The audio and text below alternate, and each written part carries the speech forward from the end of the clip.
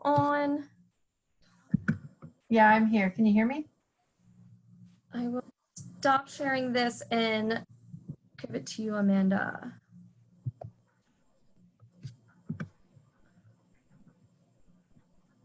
Oh.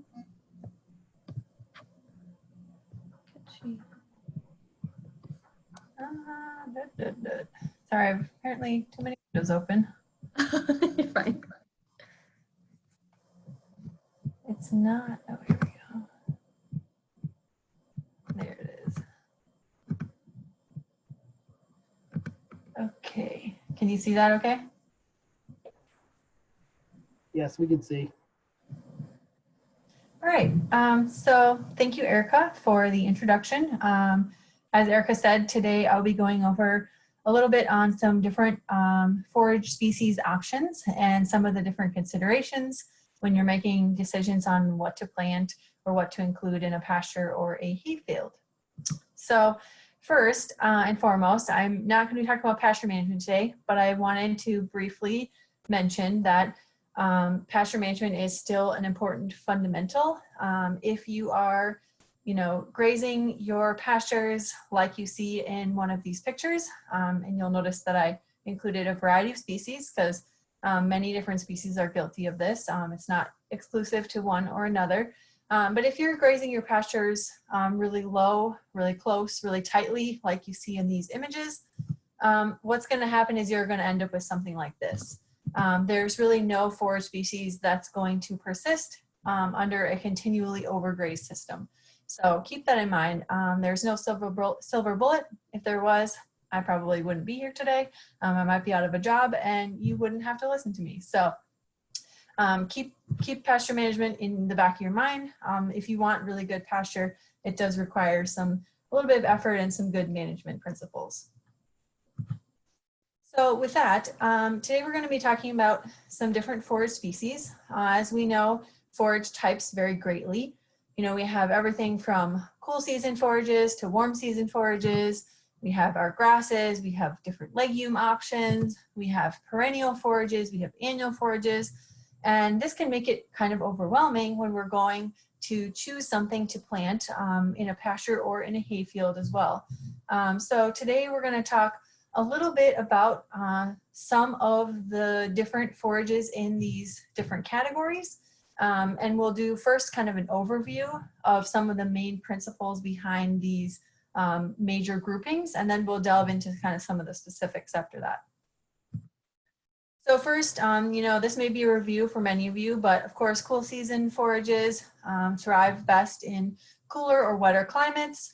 They grow best when the temperature is a little bit cooler, more like 60 to 80 degrees Fahrenheit, whereas the warm season forages by nature thrive in a hotter, drier climate and will grow best between that 75 and 90 degree Fahrenheit range.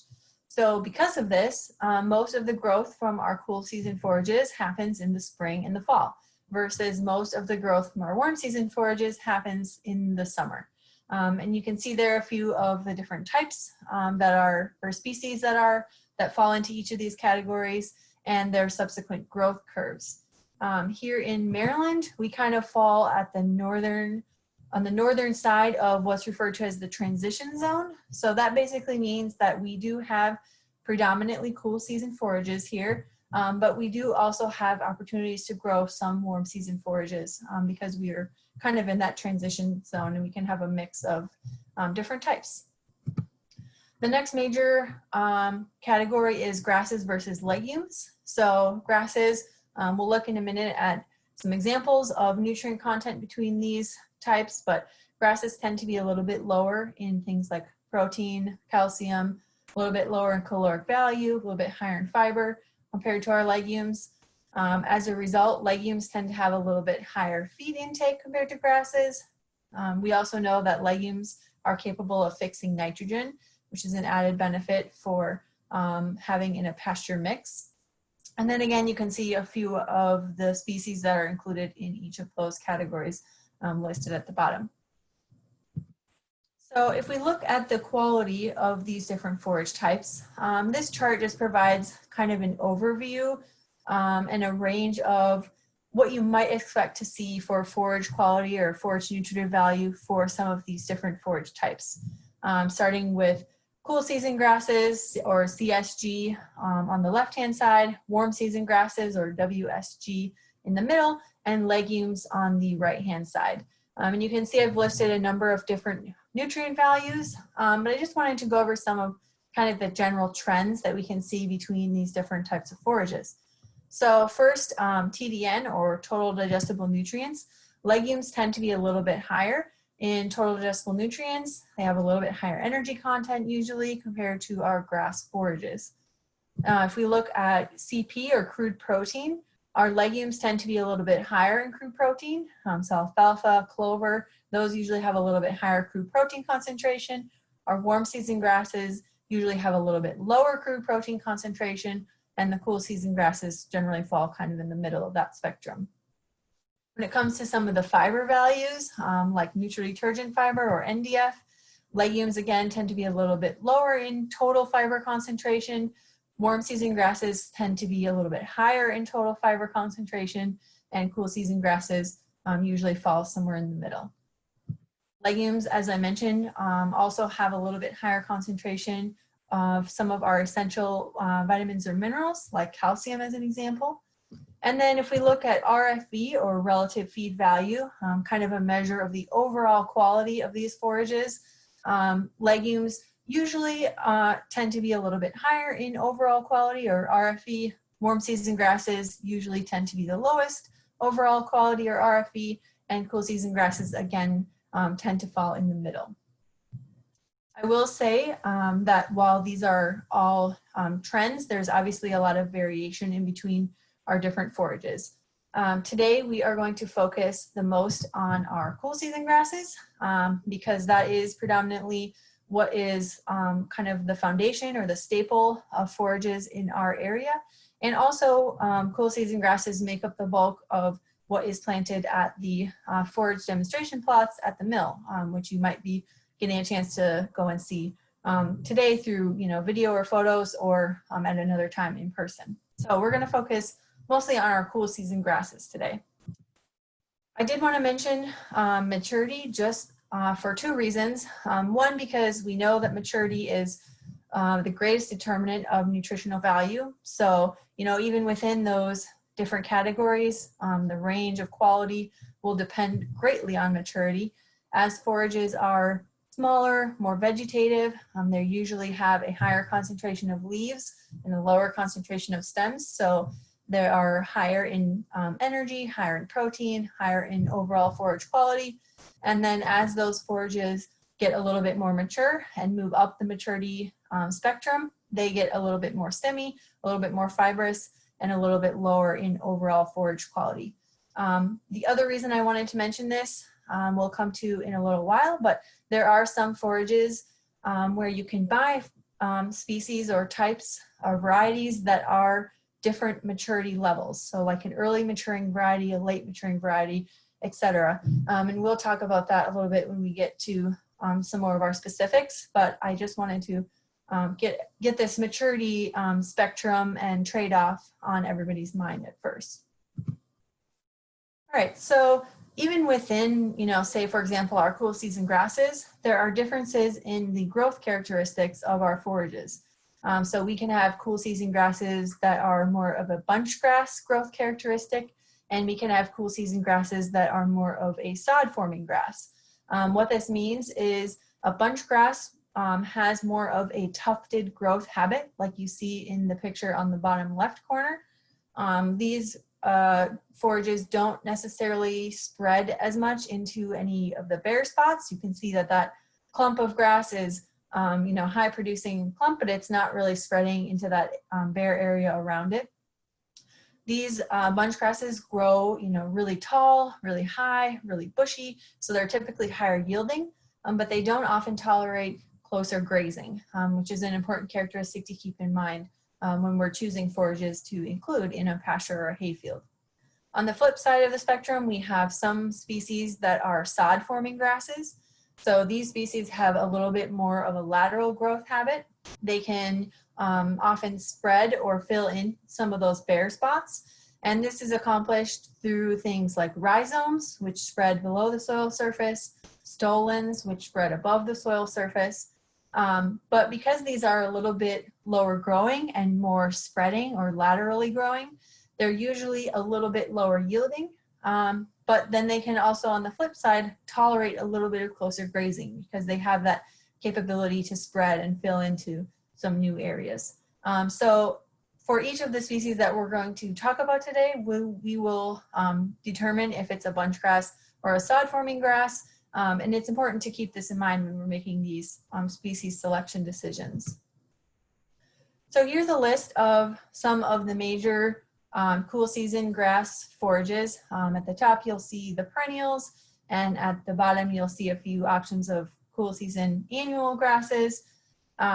The ones in bold are the ones that we are going to focus on today, simply because these are the ones that are in a lot of, or some of the plots or mixtures that are at the mill, which is what we're going to be featuring or talking about today. So we'll be going through a little bit more of the specifics on the ones that you see in bold on this list.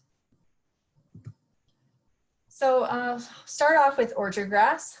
We know this is usually kind of, the class favorite or one of the most popular forages. It is a bunch grass.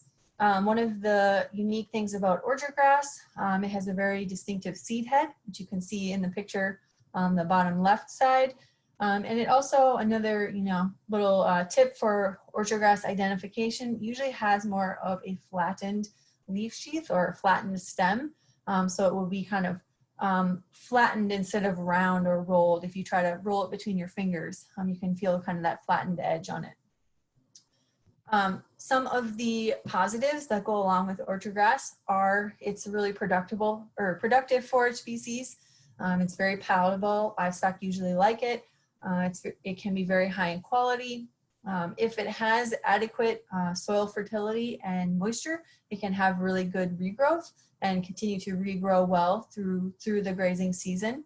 It's very compatible with legumes, so you'll often see, especially from a hay standpoint, an orchard grass alfalfa mix. And it's relatively easy and fairly quick to establish. On the flip side of the spectrum, some of the cons for orchard grass are it's definitely one of those forage species that needs to be a little bit more babied, if you will. So it's more sensitive to cutting height, it's more sensitive to overgrazing, it's more sensitive to things like poor soil fertility, different diseases. So it really does require some good management if you want to see orchard grass stick around in a pasture or a hayfield setting. Orchard grass is also one of those varieties that comes in different maturities. So what I mean by this is, you can have an early maturing orchard grass, a mid maturing orchard grass, a late maturing orchard grass variety. And what this means is basically this is referring to the relative time of the seed head appearance in the spring. So if we look again at that kind of growth curve or maturity curve, again, moving from the more vegetative leafy stage up through stem elongation and into those reproductive stages where you see the seed head or inflorescence forming and producing seed. So usually, we want to harvest to maximize yield and quality at somewhere around the boot or the flag leaf stage, which is kind of in between that elongation and reproductive phase. So if we have these different maturities of orchard grass, an early maturing variety means that it will reach that stage earlier in the season compared to a medium maturing variety compared to a late maturing variety. So as an example, let's say, for Northern Maryland, an orchard grass variety that's early maturing might reach the seed head appearance, say in early May. A medium maturing variety may be mid to late May, and a late maturing variety may be late May to early June. And there's a couple of reasons that this is important. One is from a hay production standpoint, if we are looking to widen the window that we're able to harvest that forage at a good high quality and a lower maturity before it has that seed head production, having a late maturing variety can offer us a longer time frame or a longer period when we are able to harvest that at a maturity that we want to. It just moves a little bit slower through those maturity stages. This is also important to consider when we're including orchard grass in mixtures.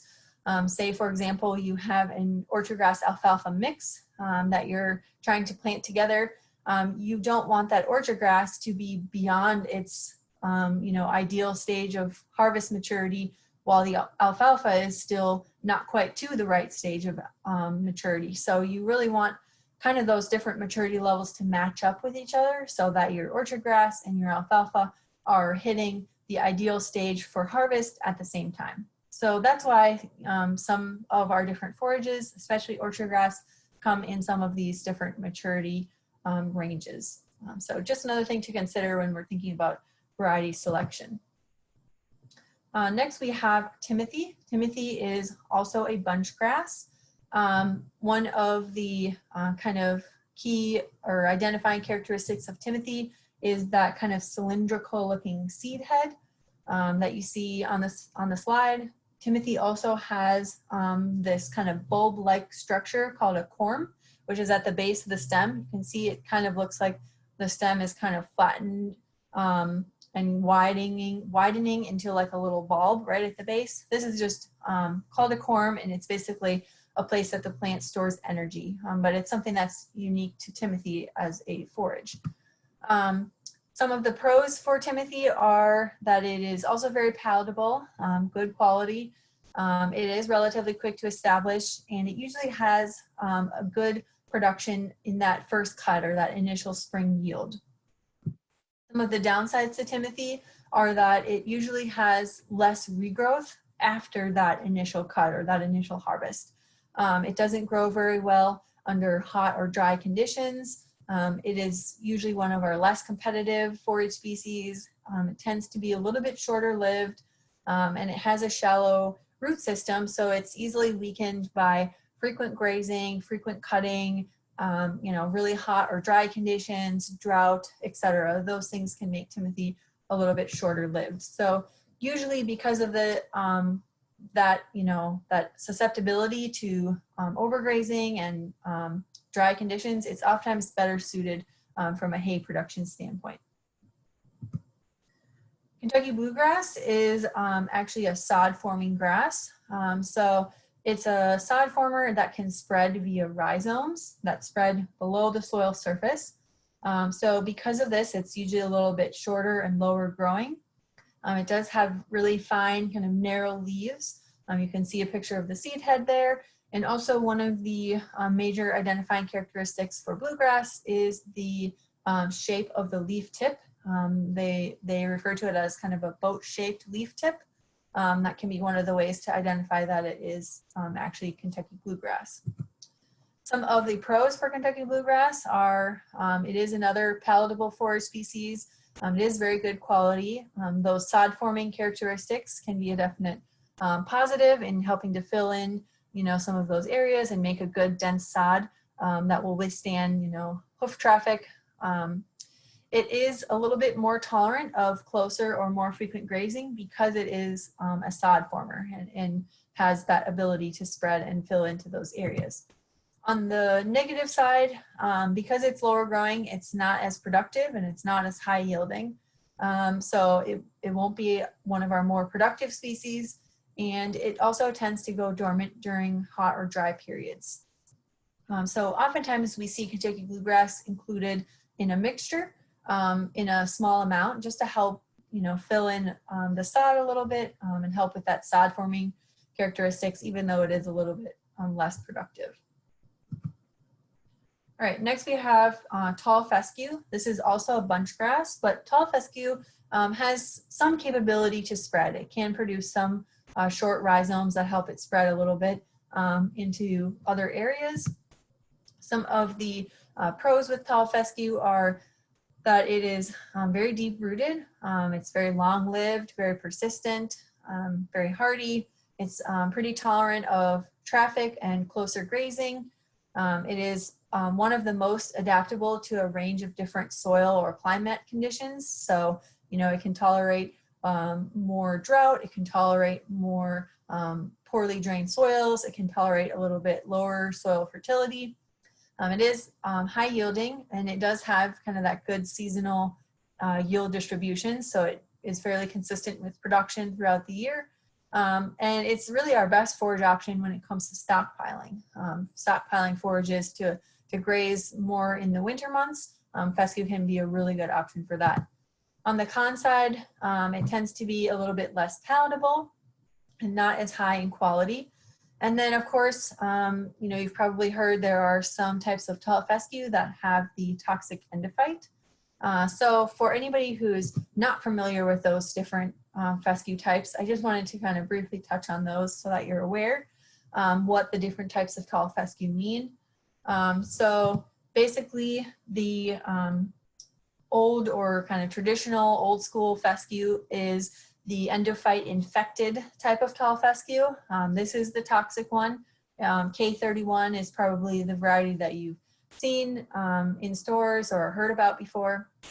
This type of tall fescue basically contains an endophyte that lives inside the plant between the cells, and it produces these alkaloids that are actually beneficial to the plant from a persistence standpoint. They make the plant more hardy, more resilient, less susceptible to things like disease, drought, etc. But from a livestock standpoint, these alkaloids can be toxic when the livestock consume them. Especially for cattle, in horses, they impair reproductive performance. For cattle, it would be more things like vasoconstriction or reduced blood flow, overheating, not able to regulate their body temperature as well, reduced gains, etc. So that's the endophyte infected or the toxic type. We can remove that endophyte and have an endophyte free type of fescue, which basically contains no endophyte at all. So by removing that endophyte, we've removed those harmful effects to livestock. But on the flip side, we've also reduced the plant vigor and the longevity or the lifespan of that plant. By removing that endophyte, we've made that plant more susceptible to some of those things that like, disease or drought, different weather conditions, etc. So usually the endophyte-free fescues, especially in the mid-Atlantic region, don't tend to last quite as long. And so what researchers have done is come up with what is referred to as a novel endophyte type of tall fescue. And basically this contains a different endophyte strain that is not the original toxic endophyte. So it doesn't have those harmful effects to livestock, but it does help that plant to retain its forage persistence. One of the varieties that you'll hear about in the next presentation for the mill is the Martin II ProTech, I believe they have in their forage demonstration plots, and this would be an example of one of the novel endophyte types. There are several different varieties on the market. All right, the last cool season perennial that I wanted to go over or mention is Festuolium. This has been around for a while now, but it seems to be increasing in popularity. It is basically a cross between a ryegrass and a fescue. The key is the ryegrass can be one of two types. It can be an Italian, which is more of an annual or short-lived ryegrass, or it can be a perennial ryegrass. And the fescue can also be two types. It can be a meadow fescue or it can be a tall fescue. So it can get a little complicated, but the goal is to combine the best properties from each of the parent grasses and make a better offspring or a better cross in the Festuolium. So the idea behind that is that the fescues will contribute, that high yield, that good forage persistence, that good, resistance to cold or drought, things like that. And the ryegrasses will contribute some of their good characteristics like rapid establishment, quick spring growth, high palatability, good forage quality and digestibility. And by combining those together, we hopefully make an offspring that's kind of the best of both worlds. So to give you an idea of kind of the spectrum or the range when you're looking at festuoliums. DLF Pickseed has this good image. They have several festuolium varieties, and they have this really nice image that kind of shows that spectrum. So from left to right, you see the range between 100% meadow fescue and 100% tall fescue. And from top to bottom, you see the range between 100% Italian ryegrass, or that kind of more annual, short-lived ryegrass, and perennial ryegrass. And you can see, several of the different varieties of festuolium that are available and kind of where they fall on that spectrum or that range. So depending on what you're looking for and what properties you're looking for in your festuolium, it's really important to know kind of what it is a mix of and where the parent of that variety is coming from. All right, I just briefly wanted to mention some annual, or one annual in particular. So we know, perennial plants are ones that grow back every year because, they have this long-term lifespan. They're usually a little bit slower initially to get established, a little bit slower growing. These are obviously several of the ones that we've just talked about, and they would be most commonly used for like a permanent pasture. On the other end of the spectrum, we have a lot of options for annual forages, which basically need to be replanted every year. But because they're annual and they have a shorter lifespan, they're usually quick to establish and they're pretty fast growing during the growing season. Annual ryegrass, several of the cereal grains or small grains are on there. And traditionally these were used in more of a double cropping situation, but they've also grown in popularity from a pasture standpoint for providing a short-term forage. And there are several different reasons or options when you might want these. One is, sometimes people like to include a small amount of an annual forage within a perennial mixture to provide some quick cover during establishment of those forages.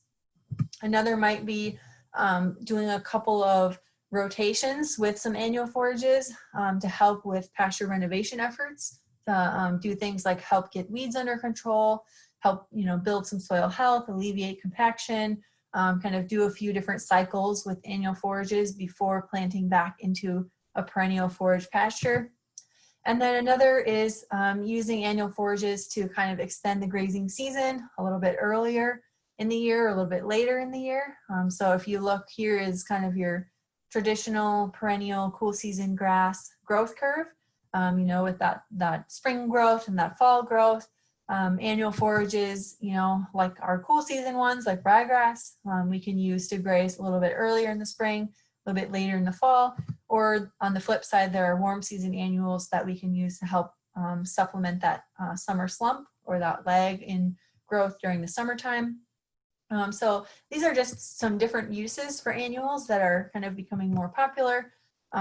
I did want to mention just annual or Italian ryegrass because I saw that it is included in, I think, a couple of the mixtures that the mill has. So of course this is an annual.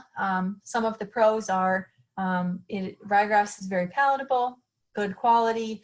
It's really easy to establish. It has good seedling vigor and fairly rapid regrowth. So it can be used, in the fall or the early spring or included in a mix with some perennials to kind of provide that quick cover. Some of the cons are sometimes it can be a little bit overly competitive. So you have to get a little bit careful of that. And it is a little bit less tolerant of things like drought or really high temperatures. So just something to be aware of with those annual forages. All right, so last but not least, we've gone over just, a limited selection of some of the different forages that are available. Obviously, there are many, many more.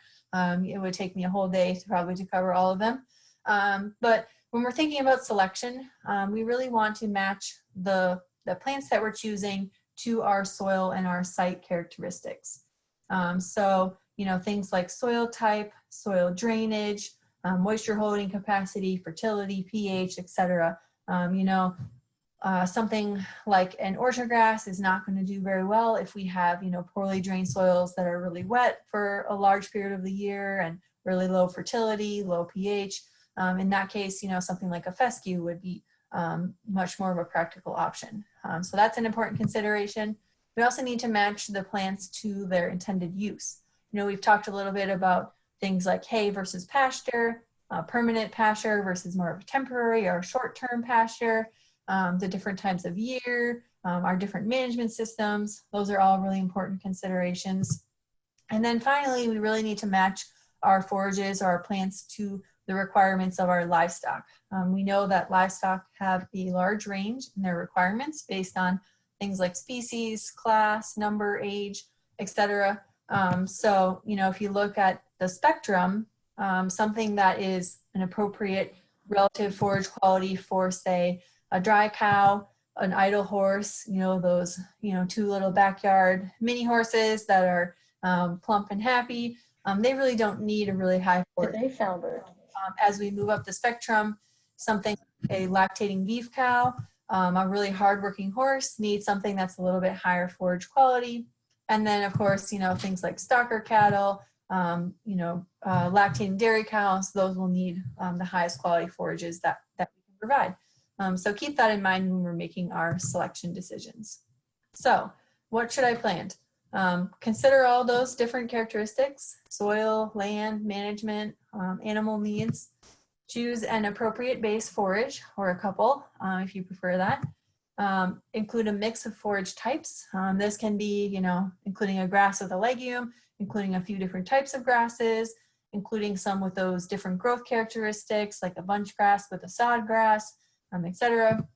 And then choose a high performing variety. There are, you know, variety trials done at some of the universities that are really helpful to look at different varieties that are available and how they are performing. So with that, I apologize if that was a lot of information in a short amount of time, but I did put my contact information up there. If anybody has any questions, you know, feel free to reach out to me. And I don't know if we have time for questions now or if we're doing that at the end, but I'll be around, so. Thanks, Amanda. Are there any questions?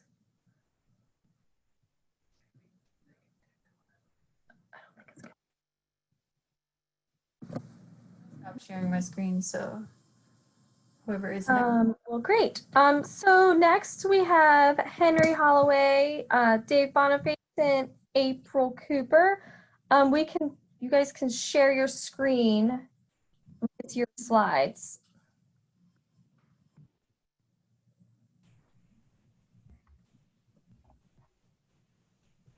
Can everyone see?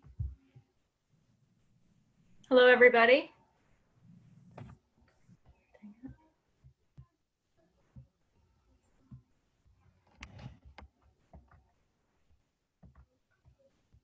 Can you hear us okay? Yes. Okay.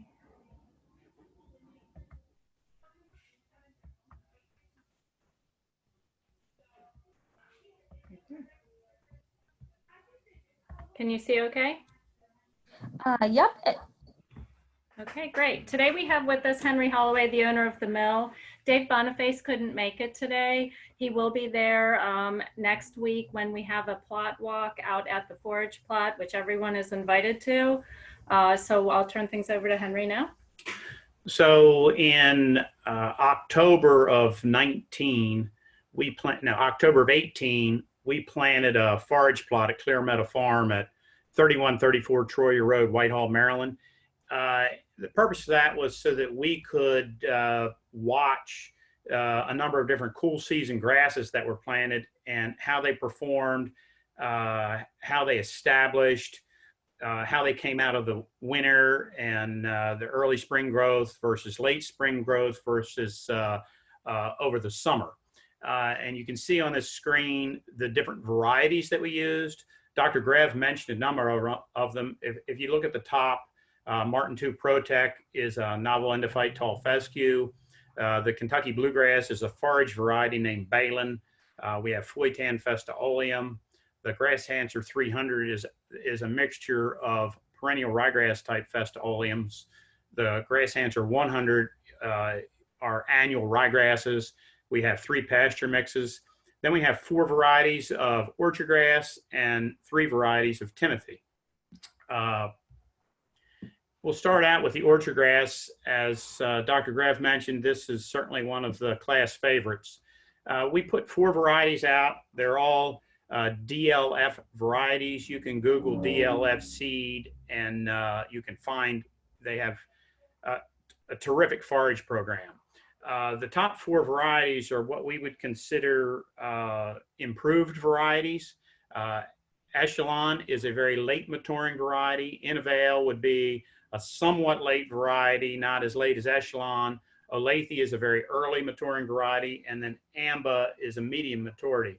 And as we go through these slides, you'll be able to see differences in these orchard grasses.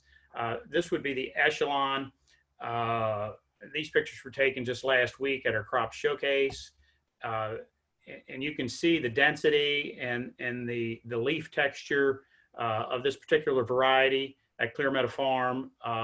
It really looks terrific. Now, I will say, when we looked at this plot back in July, this orchard grass didn't look like this.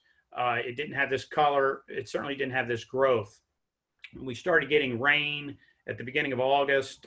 We did apply some fertilizer on the 7th of August, and this orchard grass responded very, very quickly. It's an extremely dense stand. You see little to no weed pressure in this stand. Again, these slides don't really do justice to the plot itself. This would be Innovale. It's slightly earlier maturing than Echelon, still though a very late maturing variety. And just this Innovale looks, it looks good enough to graze on yourself. It's very, very fine textured. As you walk through it, if you turn livestock out there, they're going to gobble this up. Very, very good color. Again, because of the density of this stand, there's really little to no weed pressure. Again, I think this is a terrific variety and would make very, very high quality hay. This would be the early maturing variety in this particular plot. It would be several weeks earlier than the Echelon. And you'll notice that the blade of the leaf on this particular variety is somewhat wider, a little more coarse, which you would expect in an earlier maturing variety, because you figure this variety, Olathe, is a couple of weeks ahead of Echelon. And again, it's a very dense stand, very good color, slightly coarser leaved. I don't know that it have quite the palatability of, say, Innovale or Echelon, but again, it is a terrific variety. The last variety is this one called Amba, and this is where we can see a huge difference. You'll notice that this Amba is not as persistent versus these other 3 varieties of orchard grass. And a lot of those brown leaves out there are actually dead plants. So you're certainly not going to get the production out of this variety of orchard grass. And it's certainly not one I would recommend at this point in time to plant. When we first looked at these, spring of 19, Amba looked good. And it looked good last fall, in the fall of 19, but it has not summered well. I think it had high levels of disease pressure, and certainly the persistency of Amba versus Echelon, Innovale, and Olathe is not as good. So there are differences within the orchard grass family in regards to the persistency and quality of the stand. And if you see these, if you see this in person, I would invite all of you out next Wednesday at 4:30 to Clear Meadow Farm. You can see big differences. We planted 3 varieties of Timothy, 2 of which are DLF varieties, Zenyatta and Winnetou, and then a public variety named Climax. Zenyatta is the earliest maturing of these Timothys. Appears to be, of these 3 varieties, the one that's going to give you the greatest yield for hay and the highest tonnage. It certainly has, we think, a somewhat higher persistence and standability than either Winnetou or Climax. Winnetou and Climax are similar in that they're, and that is wrong on this slide. Climax is actually a late maturing variety. Winnetou and Climax would be on the later side, and Winnetou is one that you could potentially graze. While we don't recommend grazing Timothy, there's some folks that think they need to do that. It has a somewhat lower growing point, so it will withstand grazing better than other varieties of Timothy, but still is not something that you want to put in a pasture. So this is the Zenyatta. Again, these photos were taken last week. This is significantly different than it was in July. This particular variety, I mean, all the Timothys really were looking tough in July. They were all very brown, were into dormancy. The Zenyatta is starting to come out of it. Again, we fertilized all these different plots on the 7th of August. But if you'll notice, on either side of the Zenyatta are orchard grass plots. And I think one of them, I'd have to go back and tell you real quick. Echelon's to the left of that Zenyatta and Innovale's to the right. And you figure all this stuff was planted at the same time. They were all cut at the same time. And look at the difference in the stand and the height of the orchard grass versus the Timothy. Timothy is, for all intents and purposes, a one-cut wonder.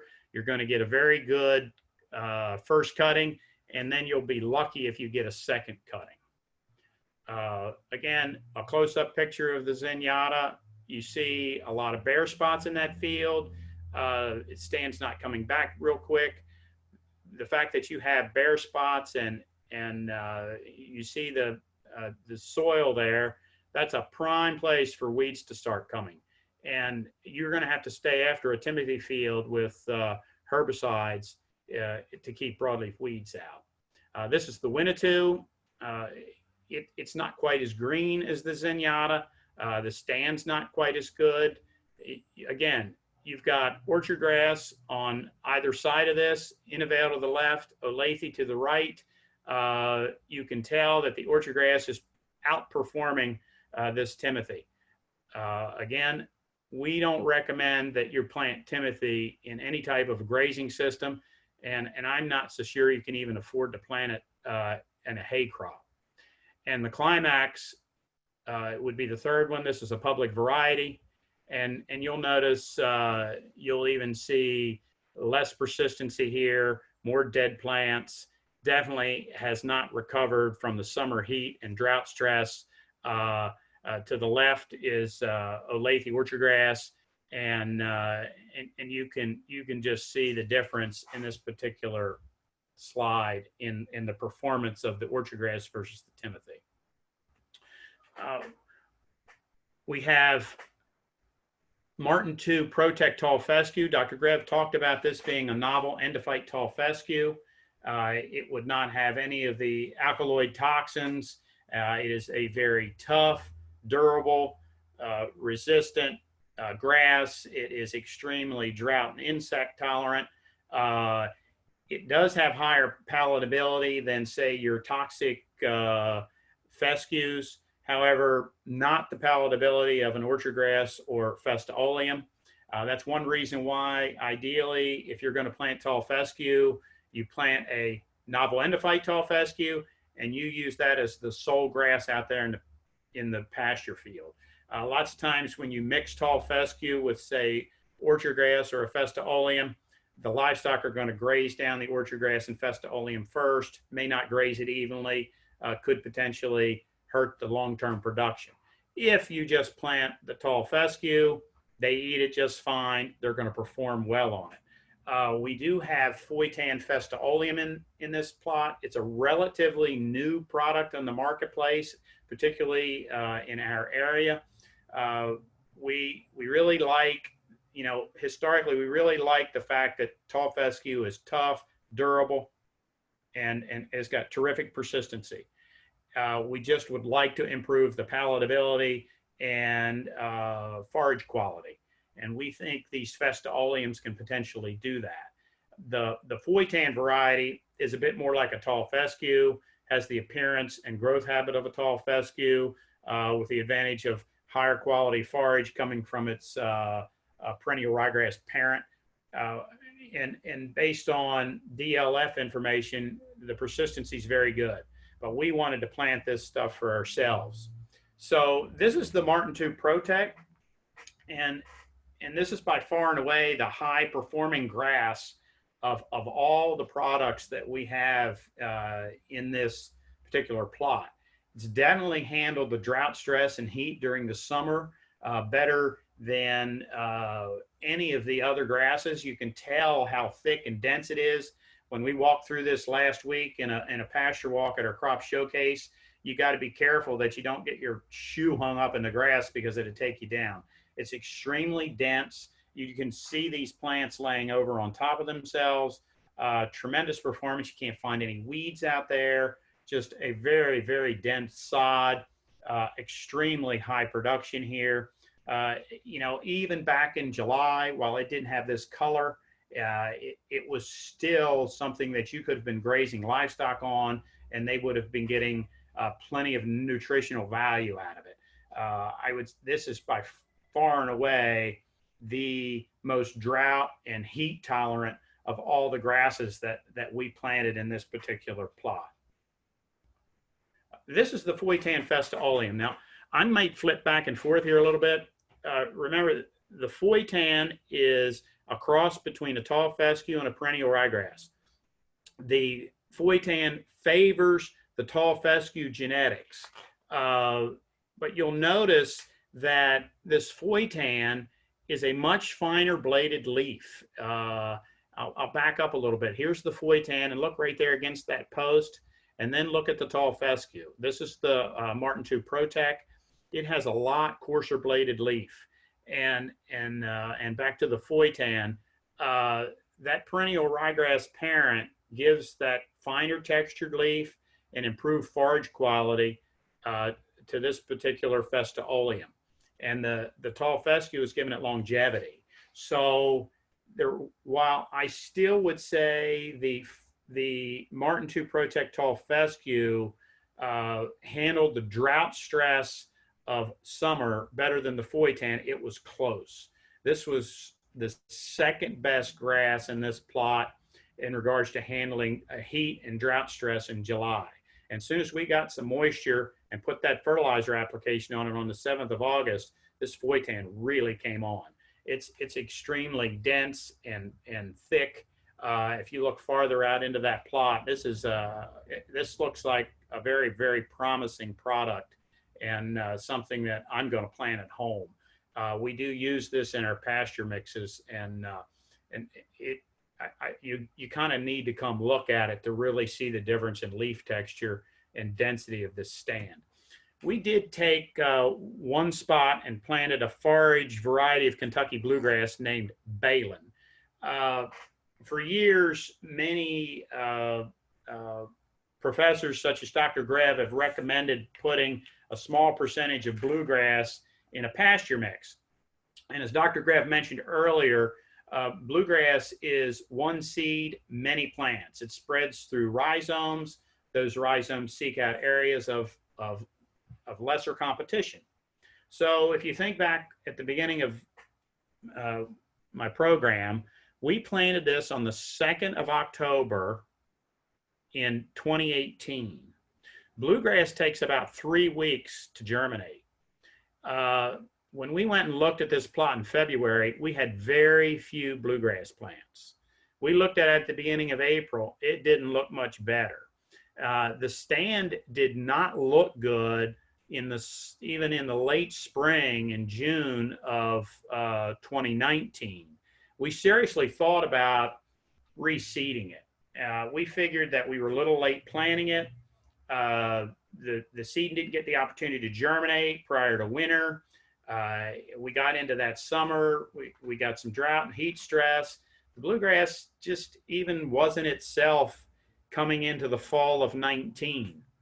Well, if we wouldn't have planted this, I would never have believed what happened. This is that stand of bluegrass.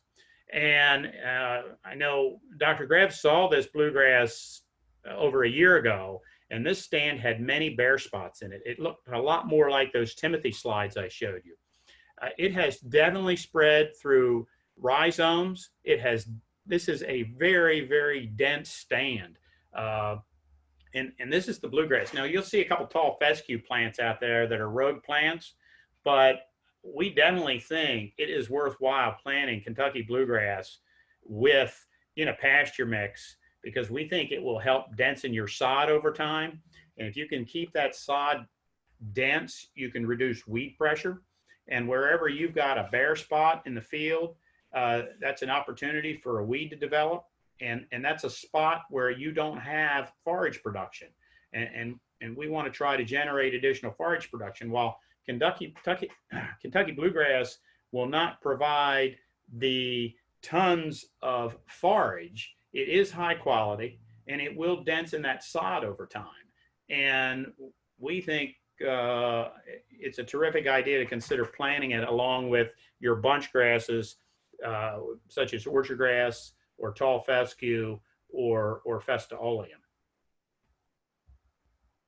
So a kind of a new idea that DLF seed company came up with was something called grass hancers. And the purpose of this was to enhance an existing stand of forage. So if you have a pasture field that is getting run down and you need to get a very, very quick establishment and you want to turn that pasture field or even a hay field around very quickly, they developed a program called grass hancing. The Grass Hancer 300 is a mixture of fescue varieties that favor perennial ryegrass and Italian ryegrass. So you think back to that fescue diamond that Dr. Grev had up half an hour ago, and these varieties of fescue carry ryegrass characteristics. They're extremely fast to establish.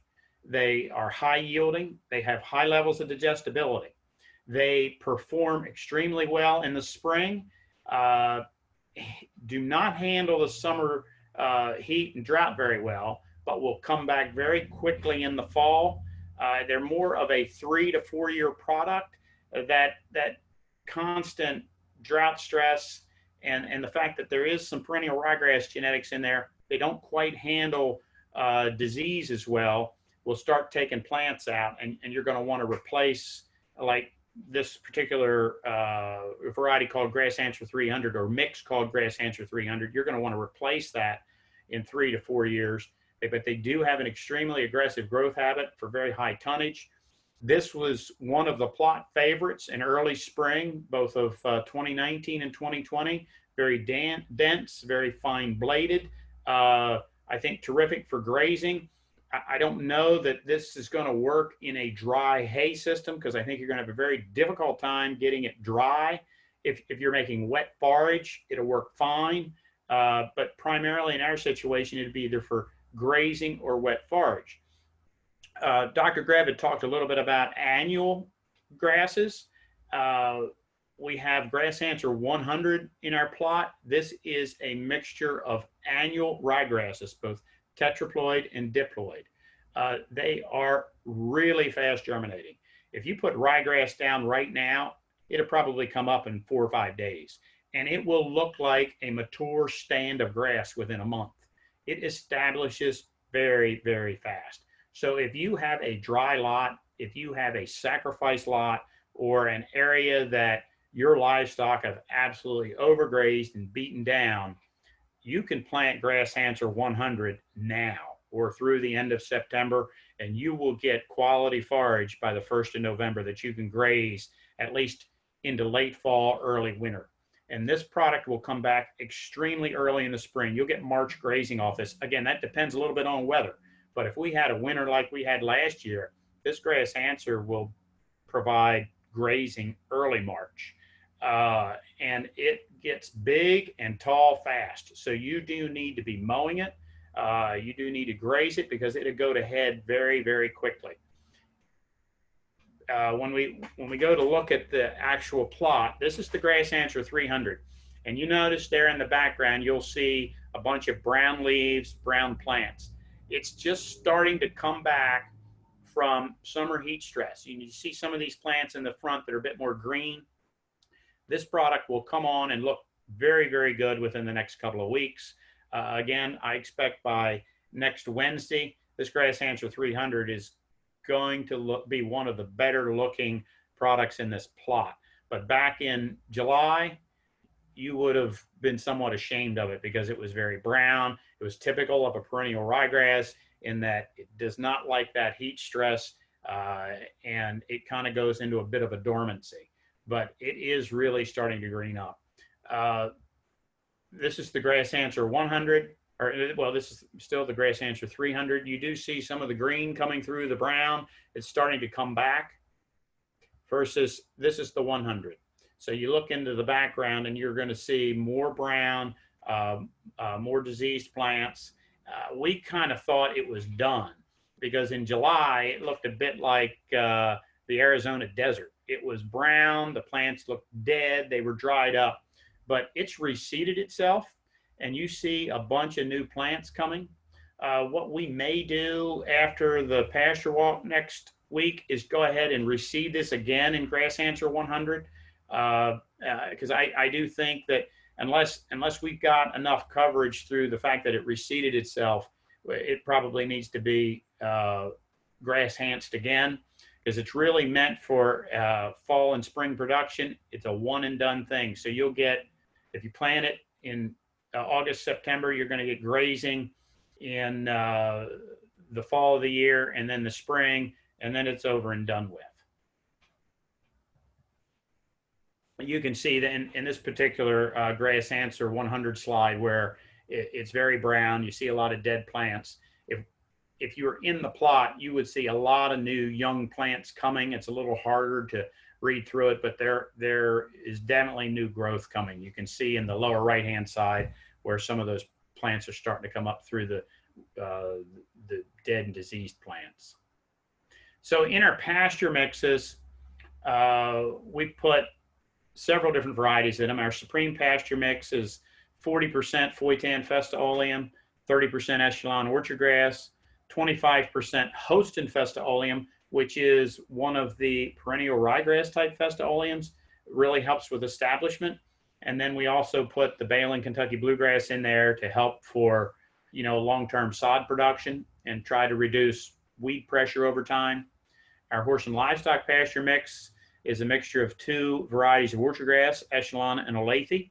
We do put Hostin Festa Oleum in there to help with fast establishment. And when I talk about fast establishment, these perennial ryegrass type Festa Oleums will generally pop, in this time of year in 5 or 6 days. In the spring of the year, they're coming out of the ground in 10 days, where your orchard grasses, your tall fescues are more like a 14-day period of time.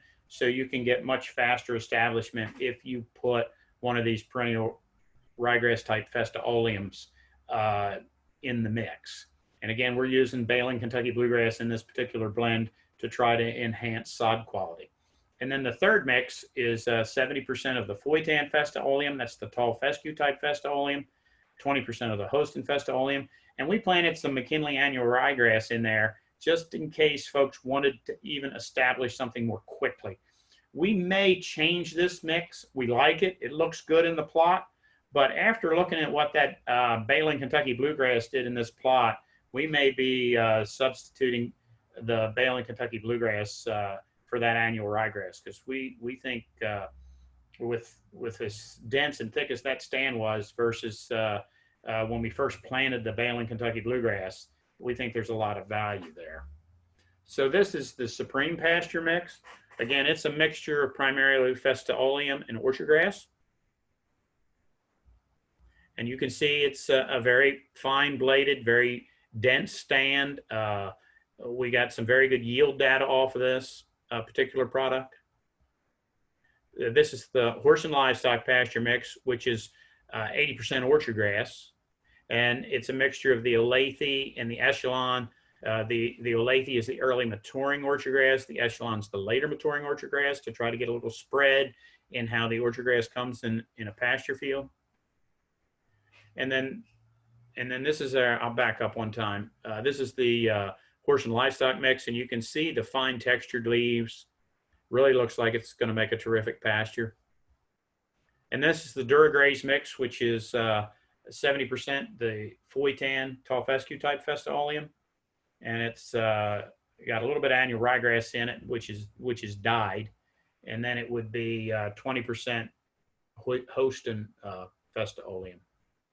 And again, very fine bladed leaves, very dense, very well established.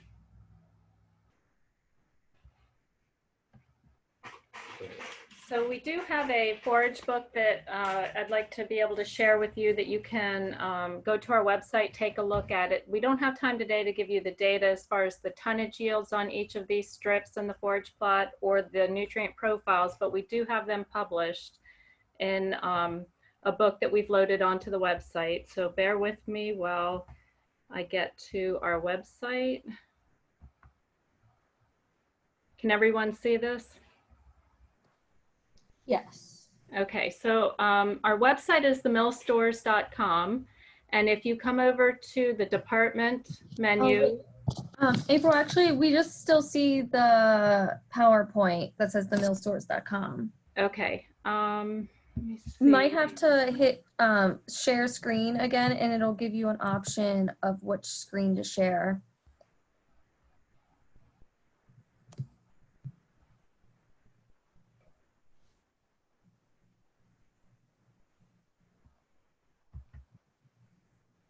Try this one. Can you see me now? Yes, now we're good. Okay, sorry about that. So if you come to the department menu under agronomy and all the way down to forage and pasture, if you click on that, it pulls up our forage page. And you can scroll down through the forage page. On the bottom right-hand corner, there's this white book, and it's a flip book that if you click on that, it will bring up our plot data. And you can scroll through the plot data, which has the management for the first year that we established last year. It goes through all of the varieties. I may have to reduce this here. And it has charts that have the yields for each of the varieties, as well as the nutrient profiles from the lab tests that were done. So you're welcome to go to the website and take a look at this. We have it for all of the strips. And I'll go ahead and flip through quickly to show the back page. On this back page, we have a ranking of the top yielding, which was the Grass Hanser 300 at 14 ton per acre, all the way down through to the Kentucky Bluegrass. As Henry mentioned, the first year that stand looked horrible. We thought about replanting. It yielded less than a third of a ton per acre. So vastly underperforming for the first year, but you saw the pictures of how it looks this year. And then what we did was we grouped them by the types and then ranked them top yielding to bottom. The bottom chart that's green and white, that is the ranking of the nutrient profile, starting with the relative feed value, and where the relative feed values are the same, we ranked them in order of crude protein, the CP column. So the Echelon orchard grass was our highest nutrient quality forage in the plot last year. And then if you want to flip to the back page, it does show the map. You can zoom in a little bit if you want, if you're looking online to see what varieties are where in that plot. And so I did want to show you that that is on that website page. And there are other things on that website page as well. I will go back. I probably now have to switch back my screen share, correct? Yes, we see your PowerPoint now. Okay. So there again, www.themillstores.com for that. And just one thing, if you go look at that you look at that forage book and you start looking at the tonnage and the yields, everything was harvested on the same day. So there were varieties in there that should have been cut earlier, and some that should have been cut later. And you know, the Grass Answer 100 was too mature when it was cut, so the forage quality is not as good and the yield's really high. And the Echelon, being a late maturing variety, was really cut too early, so the yield wasn't as high, but the forage quality was phenomenal. So, so the data can be a little misleading, but at least it will give you a bit of an idea uh, uh, in regard to how they perform. And looking at these slides is nothing like looking at it in person. So I'd urge, if you have time, to stop out to the plot next Wednesday, September 9th at 4:30. That's at Clear Meadow Farm, 3134 Troyer Road, Whitehall, Maryland. We'll be there, and you'll get to walk through it on your own. And it's very interesting, and the observations are really terrific. Thank you, so much, Henry. I do have 2 questions, if you have a minute. Sure. The first question is, would you suggest combining the 3 orchard grass varieties for pasture or hay production? In hay production, I would not. I think it's neat that we have seen that these varieties really do mature at different times. So if you have, let's think about in the spring and you're cutting hay, it's nice not to have everything ready to cut on the same day. So if you're really trying to cut those varieties for forage quality, and some tonnage, if you could start with a Olathe and work through to Echelon, it gives you a little more time versus having to cut everything today and expect to get it all up. And of course, everything's weather dependent if you're making dry hay. And I think it just lessens your risk. In a pasture mix, I think it's okay. Personally, I think Innovale and Echelon are close enough in maturity that I'd take one or the other. That's why we put Echelon and Olathe together in the pasture mix instead of all 3. Great. And the second question is, do you think Maryland climate is getting too warm for Timothy? I don't know what's wrong with Timothy, but it sure doesn't perform as well as it used to. I do think we get some, and I think you need to ask Andy this in the next presentation, but I definitely think there's some disease pressure and some insect pressure on Timothy that maybe didn't have in the past. Maybe our expectations on the performance is too high. I do know it seems like it's really difficult to put up dry hay. And as we all know, it takes dry heat to make dry hay. And when we're getting moisture like we have in the last 3 weeks, it's pretty tough to get any dry hay put up. Sure. And one last question is, how'd you guys plant the grass? Were they drilled or broadcasted? It was a no-till drill on the 2nd of October into an existing stand of grass. We would have burned the grass off with glyphosate, and then they drilled into it with a no-till drill. 30 pounds to the acre. 30 pound to the acre on, the orchard grass, the pasture mixes, the Festa oleums, and the tall fescue. The Timothy, I think, went down at about 20 pound to the acre, and the bluegrass at 15. Awesome. Thank you so much. It doesn't look like I have any more questions as of right now. So great. Thank you. And You bet. Thanks. hopefully, I'm sure there will be quite a few of them showing up next week at the Forage plot. Good. We added the Clear Meadow Farm, we added their address into the chat. So if anyone's needing that, look at the chat. It's there. All right, so next we have Andy Ness. He will be discussing seeding your pastures and your hay fields.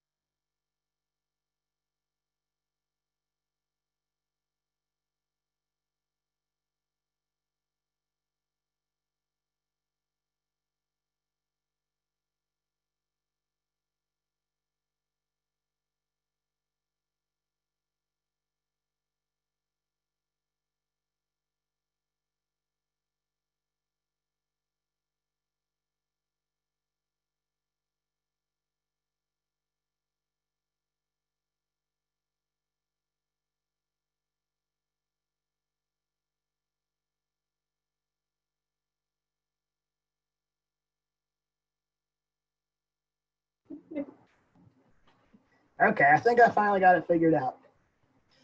It's almost like I haven't been using Zoom for, the last 6 months or whatnot. But anyway, thank you all for being patient, and thank you for jumping on, and thank you to the mill and Henry for that great presentation.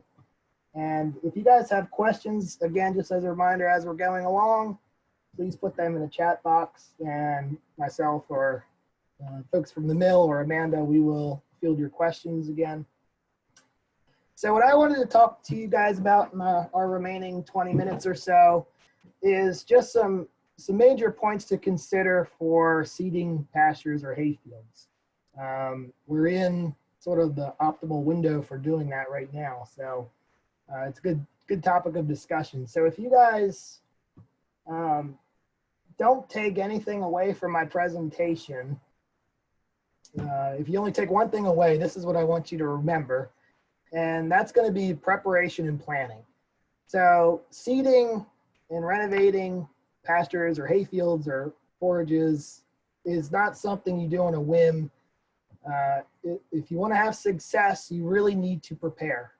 So you need to prepare and plan. So those preparations are going to take several months, really. You really need to be looking forward several months in advance to really do the job well. So what I want to talk about today, these are sort of the steps that I broke it down into. So soil sampling, fertility is going to be our first step. We're going to talk about weed management because that's going to be something critical to get under control up front. And finally, you're also going to need seed selection, as well as we're going to talk about seeding methods and seeding rates, and then post-seeding management.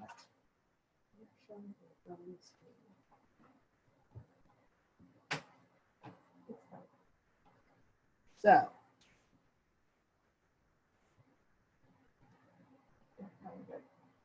apparently I was on the wrong screen again. Okay, so step number one is going to be the soil. So your soils are your foundation. You really need to start with the soils. I sort of compare this to building a house. Obviously, you need a good foundation for your house, or else the rest of the structure is going to fall. So it doesn't matter how much money you put into a fancy living room or a kitchen. If you don't have a good foundation, the whole thing's going to fall. You threw away all your money. You're going to have to start over. So start with your soils first and do it the right way. So where does that start? So you're going to do a soil test. If you don't test your soils, you're not going to know what your fertility levels are. You're not going to know where your soil pH is. And if you don't know those two things, you're just guessing. And guessing is a very bad thing to do. So what you want to do is take a proper soil sample well in advance of when you plan to seed. And the reason you want to do it well in advance is because if you need to make adjustments to your fertility or your pH, it's going to take time to do that. Okay, so particularly with pH, it's going to take some time. So soil test, and then use your recommendations from the soil testing lab or the recommendations that are in your Maryland Nutrient Management Plan to adjust and maintain optimal pH as well as optimal fertility. Now, I like to show this graph in a lot of my soils presentations because it really emphasizes the importance of soil pH. And this graph here shows a lot of different plant essential nutrients, and they're all listed there. And green means they are at optimum availability, and then red is low availability. And the scale on the bottom is your pH scale. It starts here at 4 and goes to 10. And you'll notice based on the pH of your soil, the availability of nutrients, various nutrients, goes up or down. The reason that is there's a lot of different chemical processes happening in the soil, and these different elements will bind with each other or bind with hydrogen or other things in the soil, and they will either become available or less available to your plant. So what this means is if you have, for example, a pH of 4.5, which is considered very acidic, Basically, it doesn't matter how much nitrogen or phosphorus or potassium is in your soil. You might have a lot of it in there, but it doesn't matter because your plants can't get to it, right? So what you need to do is maintain an optimum pH range. And typically when we're talking about crop production and forages, we're trying to maintain a pH somewhere in that 6 to 7 range. You'll notice in that range, pretty much all of these plant nutrients are at least medium availability, and that's what we want, okay? Another thing to consider is aluminum, and that's not shown in this graph, but as you get into lower pH ranges, especially beyond 5 and lower, aluminum becomes highly available to the plants. And aluminum is an extremely toxic element to plants. It'll burn off the plant roots and kill the plants, and plants actively avoid it. So you'll get very reduced growth just from aluminum toxicity alone. So back to preparation. If you do have low pH soils and you need to lime your soils, that's going to take some time. So lime takes about 6 months or so to react. That's why you need to be thinking about this at least 6 months in advance. Especially in a no-till situation, it can take some time for that lime to react. The finer the lime is, the quicker it will react, but a good rule of thumb is about 6 months or so. If your soil comes back with deficiencies in phosphorus and potassium or some other elements, perhaps calcium or sulfur, things like that, you're going to want to address those prior to planting as well. So take a soil sample, get the test, and follow the recommendations. If you want more information about soils and soil testing, I linked 2 resources here. The first one is a soils webinar that I did earlier in the year. It's a webinar strictly on soils as it relates to pastures, and that's linked right there on YouTube. The second resource is the Maryland Nutrient Management Program. There are a ton of resources on there, especially if you have questions about how to take soil samples or how to interpret the data. You can look on that website for several resources, or you can contact any of us in Extension, ag agents, or nutrient management advisors, and we can help you with soils and soil sampling. So now that we have our soils correct, we need to start thinking about weeds, because weeds are going to be a huge issue and a huge enemy, because they are going to compete with our forages that we're trying to establish. And so it's important to manage weeds prior to establishing the new seeding. A couple of reasons. One being perennial weeds are often difficult to control, and they usually take time to control because they have such extensive root systems. So really they can take a year or so to really truly get under control. Grass weeds can be particularly difficult to manage in a grass pasture. Particularly if we're trying to use herbicides, it can be difficult because our grasses are forage grasses and our weeds are both grasses. So there's really not a selective product, too many selective products that we can use. And generally speaking, the first 60 days of establishment is going to be the most important for weed control. So if you can keep weeds at bay for those first 60 days, it's going to make your life a lot easier down the road for years to come as far as weed management. So really need to do plenty of preparation to get weeds under control. Already mentioned that perennial weeds take time. For our cool season annual weeds, they can be managed and controlled in the fall or the spring. That's when they're actively growing. And warm season annual weeds should be controlled in late spring and in the summer because that's when they are actively growing.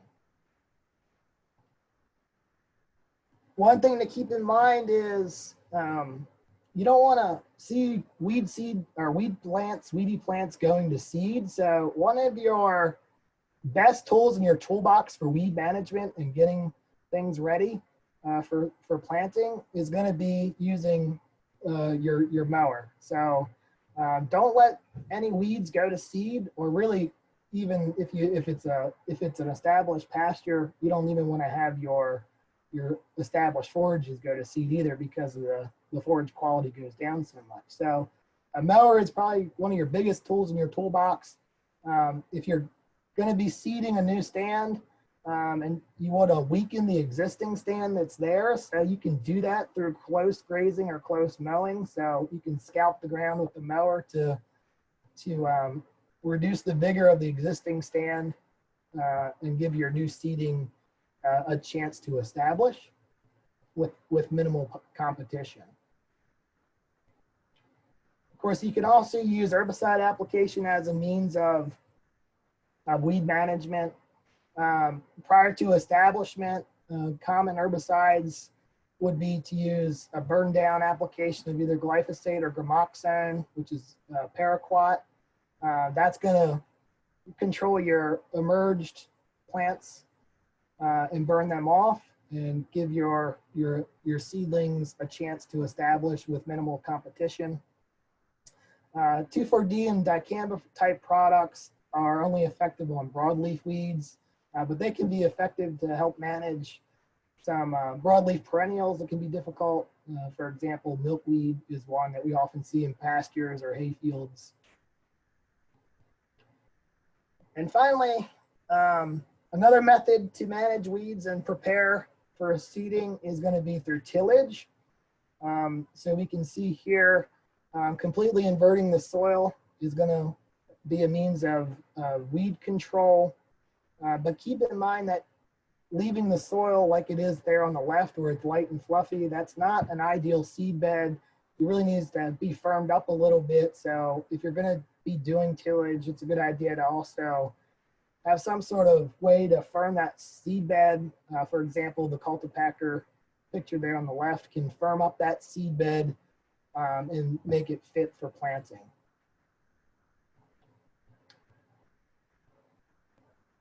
Another trick that you can use, and Amanda mentioned this earlier, but that's going to be rotation. So you could consider using an annual crop for a year or so to help get weedy fields under control.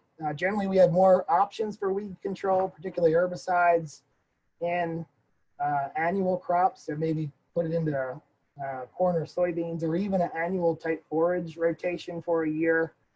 Can really help clean up problem weeds or problem fields prior to establishing a permanent cool season perennial pasture. So step 3 is going to be your seed selection. I'm not going to go into a whole lot of detail here because Amanda covered this a lot, as well as Henry, but you want to choose the right forage for your situation. So you want to choose the right forage for your soil types, for your drainage classes, for, also for what you're going to use the forage for. So your goals and needs, do you need a really high energy forage, or you need something that's more low energy for an idle horse or something like that? And choosing species that are going to persist well in the soil and the conditions that you want to use them in. So for example, you're probably not going to plant orchard grass variety in a field that is poorly drained, because it's just not going to persist there. It doesn't like to have wet feet. You're going to choose something else that is more adaptable, maybe tall fescue or reed canary grass that likes more saturated soil conditions. So putting the right seed in the right field is going to be important. If you want some more information about that and selections, of course, you can contact your extension agent. You can talk with Amanda or some other folks, or the mill can help you out there as well. But there's some resources here that I've linked. The first one is Guidelines for Seeding New Pastures and Renovating Old Ones. This was written by our previous forage specialist, Dr. Les Vaux. There's a lot of good information in there regarding species selection for different types of soils. And then the second link there is a YouTube video to a webinar that Dr. Amanda Greb did regarding species selection and utility for pastures. So both of those are excellent resources, and I would recommend looking at those. So step 4 is going to be seeding. There's a lot that goes into properly seeding, but one of the biggest ones is going to be seeding at the right time. So as I mentioned earlier, now is sort of the go time for seeding perennial cool season grass pastures. Late summer is going to be our best. The real optimum window for where we are here in Maryland is going to be about August 10th to the middle of September. That's going to be optimum. Now, you can push that window later, and the demo plot that the mill has established is a great example of that. Just realize that the later you go beyond the middle of September, you're decreasing your odds of success. So, that optimum window, it does shift year to year. So if we have a very dry year, you certainly want to be planting at the 10th of August because there's just not soil moisture to get that seed up and going. It would probably be better to wait until some moisture comes either later into August or later into September. But if we're having a year like we are this year, particularly in our area here in Harford County in Maryland, we have pretty good soil moisture right now, optimum conditions to seed pastures and hay fields. One thing to mention is that you can establish cool season pastures or these perennial forages in the spring. It can certainly be done, but realize that those seedings are typically going to be faced with some more weed pressures. And the second factor is those plants that are seeded in the spring have less time to establish good healthy root systems before they really get stressed with drought and heat in the summertime. So we saw a similar graph like this that Amanda, Dr. Grev had presented, showing the typical growth curve of a cool season perennial grass. And they typically have a big spring flush, and then obviously they dwindle in their productivity and growth in the summer, and then they peak again as temperatures cool off in the fall. So if you look at seeding in the spring, as temperatures start to move up, they're gonna germinate and establish and grow, but they're gonna have a very narrow window before they get hit with potentially a lot of stress. So that would be moisture stress and heat stress. Now, if you seed in the late summer, you're giving the plants more time to grow and establish before that following year, that following summer establishes. So you can see there's a much longer establishment period for those grasses to grow, get really good healthy root systems, and that's going to carry those plants through the summer, and it's going to help them persist overall a lot better for years to come. So just to reiterate that ideal planting window, to keep that in mind. So methods for seeding, we touched on this when the gentleman asked the question about how those plots were seeded. So a couple of different ways you can do it. If you're gonna plant and use a drill, you can either do a no-till seeding or seeding into tilled soil. In both cases, it's really important to have a smooth, relatively smooth seed bed, something that's leveled out. So if you have a field that has a lot of ruts, or it's, it's really sort of tore up from either traffic from animals or tire tracks or things like that, those areas you really want to try and level off with some equipment, maybe a disc or something, to try and flatten those and get them a little bit more smooth. That way, when the drill goes through, it has a smoother surface to ride on, and the road units will be less prone to bouncing out of the ground.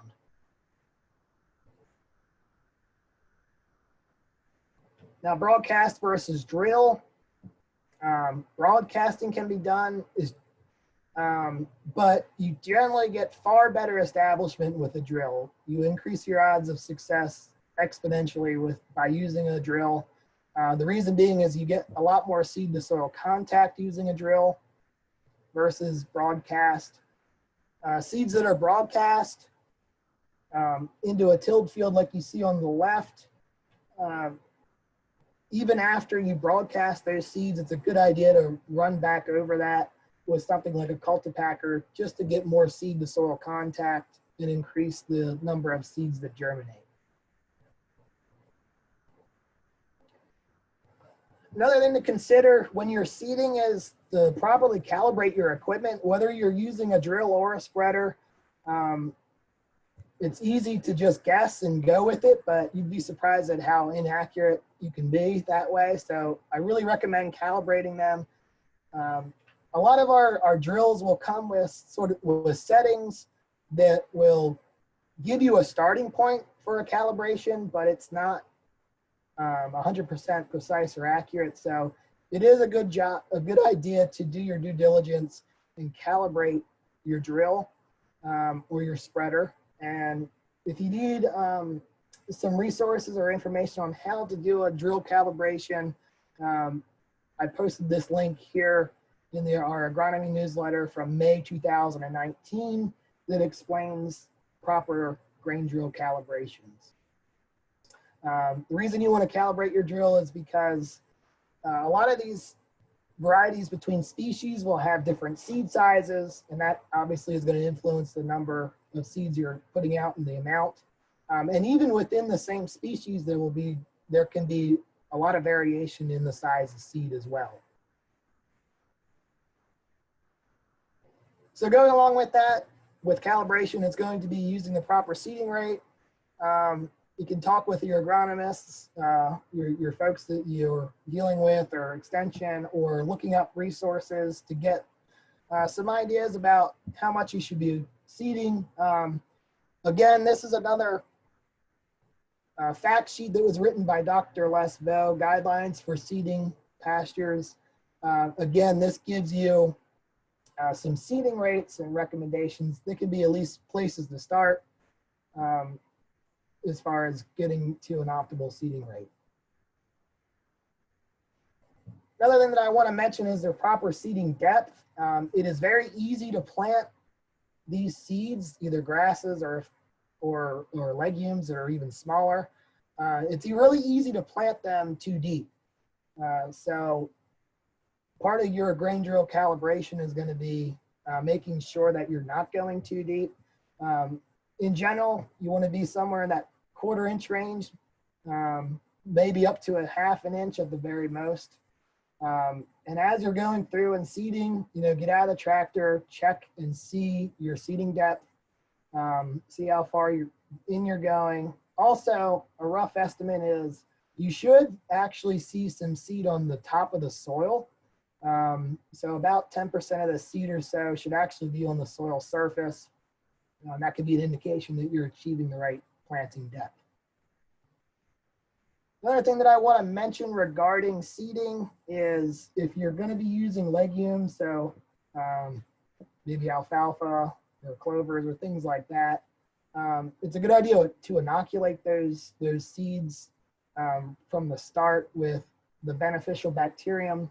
So you can see on this close-up picture of this legume plant, these nodules on the root system. So that is a symbiotic relationship between a bacteria that lives in the soil that then colonizes the plant, infects the plant, but instead of being a disease, it's actually a mutually beneficial relationship where the bacteria living in here will convert nitrogen from the atmosphere into usable nitrogen fertilizer for that legume plant. And in return, the plant gives the bacteria a little bit of carbohydrates and sugars so that they can live. A lot of our soils have bacteria already in them that will colonize these roots. However, a lot of the native bacteria and strains are not as efficient as some of these identified ones that are more efficient. So it's just a good idea to inoculate those seeds right from the start. So step 5 is going to be what you're going to do once you're finished with seeding. And really the biggest recommendation here is don't graze it if it is for pasture until those plants are established. I know it's really easy to turn them loose once it gets up to, 10 inches or so and let your horses or cattle go after it. But you really need to ensure that those root systems are established. Ideally, you would allow those plants to grow to about 10 or 12 inches and then mow it down to 4 inches, and do that process twice. And then once that's done twice, it's usually those plants are tillered enough and have enough root system that they will can withstand grazing. Another thing is with the new seeding, especially, is don't graze it when it's too wet. That's also going to make it easier for the livestock to pull those plants out. So you don't want to have your horses or cattle pulling plants out of the ground. And also scout your fields and look at the weeds and keep a tab on them, manage those weeds. You don't want them to get a hold of your pasture. And the way to achieve that is going to be, again, mowing is going to be one of your biggest, best friends. Prescribed grazing. You can also do some herbicide applications if you need to.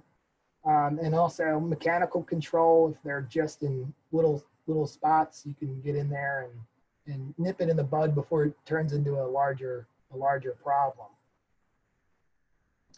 So just to summarize,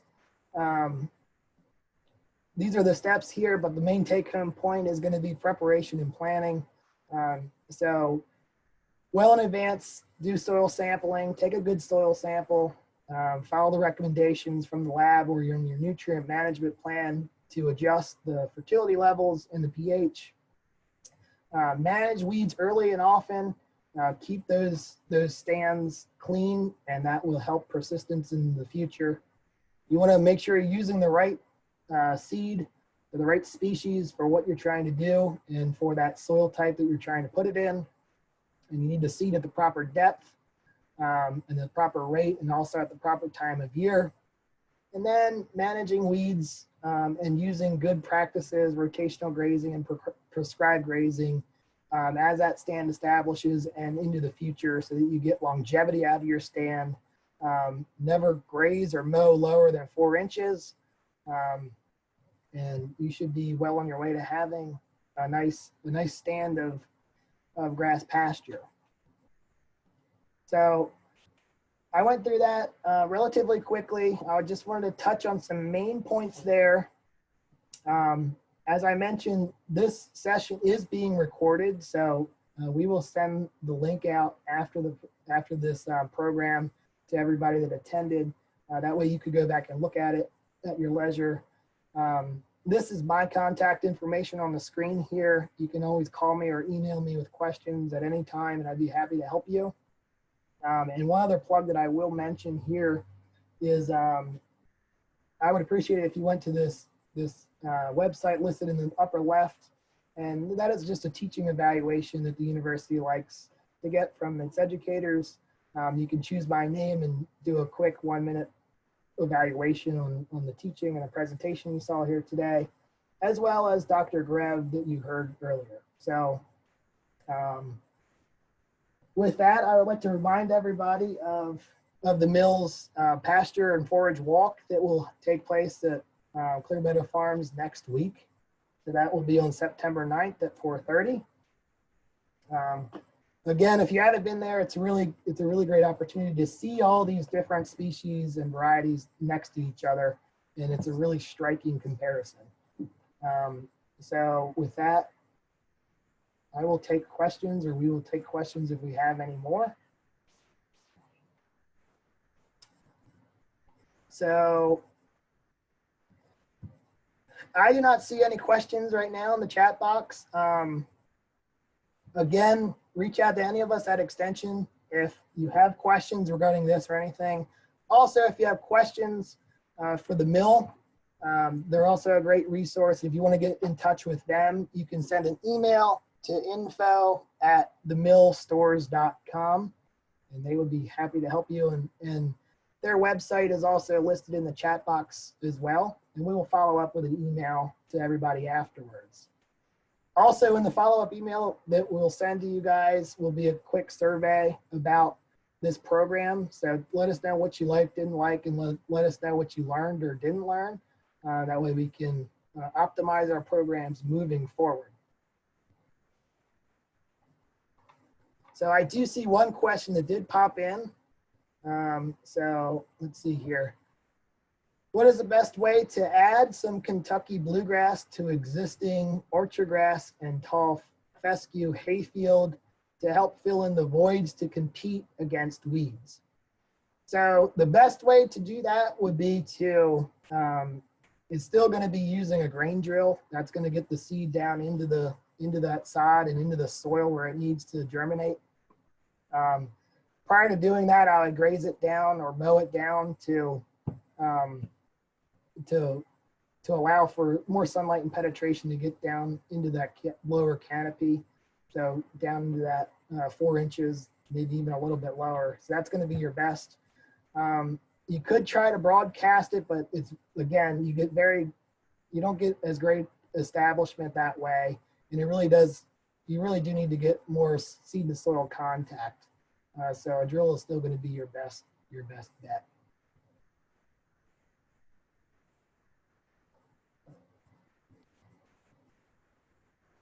So I don't see any other questions right now. Again, if you guys have any other questions, if you think of something later, you can email us anytime or email the mill, and we'd be happy to help you guys with any questions. So